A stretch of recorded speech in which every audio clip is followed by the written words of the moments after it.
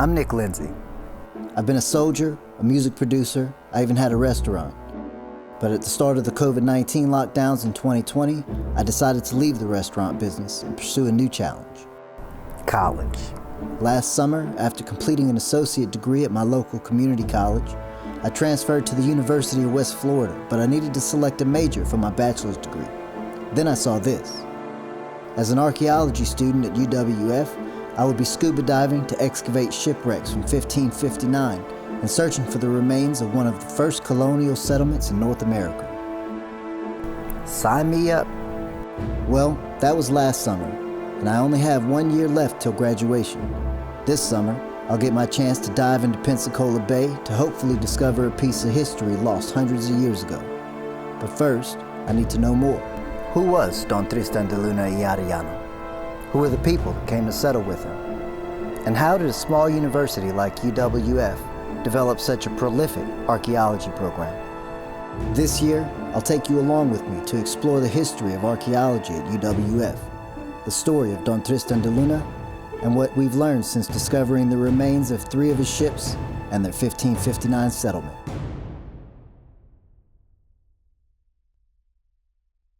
The University of West Florida, located 9 miles north of downtown Pensacola and 16 miles from famous Pensacola Beach, opened to students in 1967. The university has grown much since then, increasing enrollment from 1,500 students in the fall of its first year to over 13,000 students in 2022. But I want to learn more about the history of archaeology at the university, so I got a job on the inside.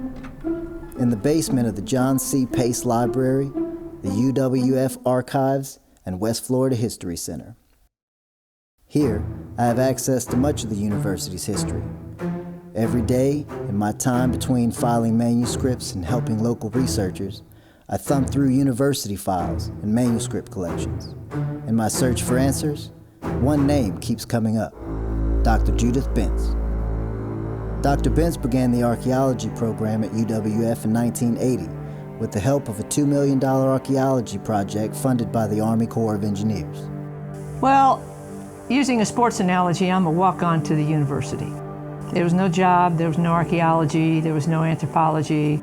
I had a good job at the University of Alabama, but I wanted to spread my wings a bit. I was running a testing project on something called the Tennessee Tombigbee Waterway, which was a huge project that connected Mobile with and the Mobile River system, the Tombigbee and the Tensaw, with the Tennessee River.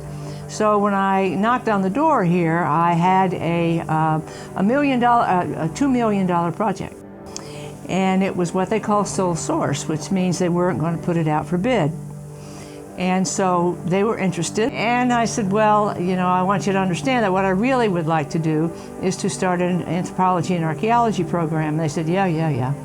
And I want this building that we're in, Building 13, part of it. I need another building for the artifacts that will be pouring in from northern Mississippi. The university agreed to all Dr. Bentz's requests, and when the funding came, the archaeology began. So we didn't have a truck, we didn't have a trowel, we didn't have anything. Didn't have a camera, didn't have a desk. And so the Corps of Engineers was just fine with paying for the equipment necessary for me to do the excavation, the third phase of archaeology. But the Tennessee Tombigbee project was only a springboard for the archaeology program. Money gets spent, you know, you're supposed to do what your contract says, and you do it and the money's gone. And so I finished the reports about 1982, and I thought, well, it's got to start looking around and seeing what's here. Long story short, I made a proposal to Gulf Power. Dr. Bentz had a lead on a potential archaeological site. And I rolled out the maps, and I said, you know, I think that there could be a colonial site there because people have collected there artifacts of the right period. With a little funding and a green light to begin testing, Dr. Bentz and her students got to work. Took my students down, I only had a few at the time, took my students down there and did some testing, and did it with, like I did on the 10 Tom, hand units as well as using a road grader to take off the topsoil and see what was below, and my gosh, there was everything. Although the tests revealed lots of historic artifacts, further excavation would require more time and funding. Dr. Benz returned to Gulf Power with her results and an offer. And so I figured, well, what do they really need? And I made a pitch that gave them the white hat with the public to convince them they were doing a great thing for them. And they said, how much? And I said, $175,000. And they said, when can you start? And we just found wonderful things. And everywhere I turned in Pensacola, there was a good site. Having learned how archaeology began at UWF, I decided to visit the Archaeology Institute to find out what makes Pensacola such a great place for archaeology. To store the artifacts being studied and to facilitate the archaeology being done in Pensacola, the Archaeology Institute was created. Since 1980, the Institute has been at the heart of research done by faculty and students. Both in the 16th century and in the late 17th and 18th century era of the Presidios here in Pensacola, we were directly subject to New Spain or Mexico. And downtown Pensacola started as a Spanish settlement in the 1740s. It had a Spanish fort on it. In 1763, the British came at the end of the, which war was that? French and Indian War, or the 7 Years' War. It's incredible to think that hundreds of years of history still rest beneath downtown Pensacola. But just beyond downtown Pensacola, archaeologists have found evidence of the earliest Spanish expedition to attempt to settle in what they called La Florida, the expedition of Don Tristan de Luna y Arellano. In 1559, Luna took 11 ships, 1,500 people, and cattle and supplies to support them for a year to Pensacola, then called Ochuse.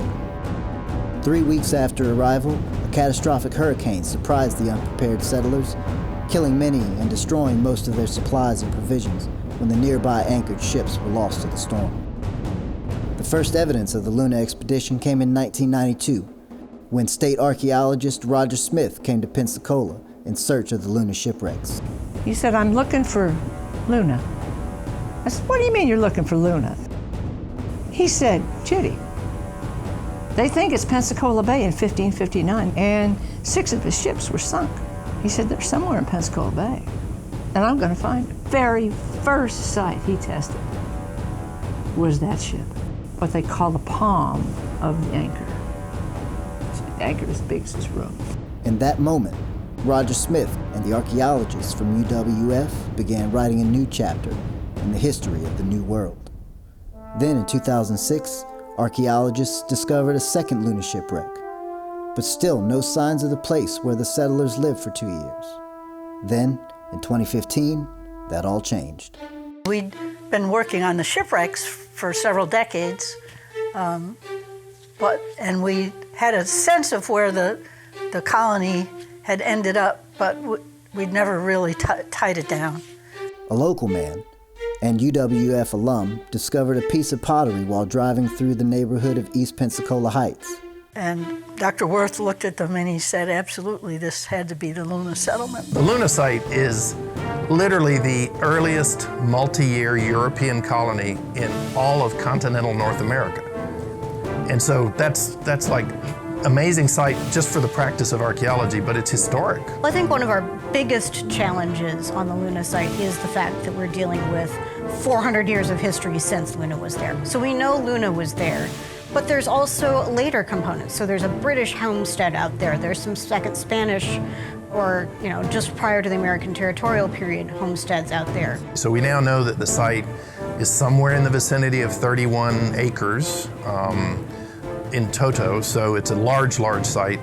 It is the single largest 16th century Spanish archaeological site in the entirety of North America. The more we work on the site, I think we're going to see more and more evidence of the fact that these people were in survival mode, and they were having to, large swaths of them, abandon the settlement and go interior at times. It seems like it's been a long time. We started in 2015. You guys have been working on this for 7 years. But we've also been doing 4 and 5 other things at the same time. And the faculty who do a lot of the research are also teaching full time. And so what it comes down to is 8 and 10 weeks in the summer of intensive research. And that's why I'm here. 8 to 10 weeks of intensive research in the summer. This summer, I'll dive into Pensacola Bay in search of artifacts that might reveal unknown details about the expedition. I'll dig down into the earth beneath Pensacola, hoping to detect any trace of the 1,500 settlers who once called this place home. What will I find? What new history will we reveal with what we've learned?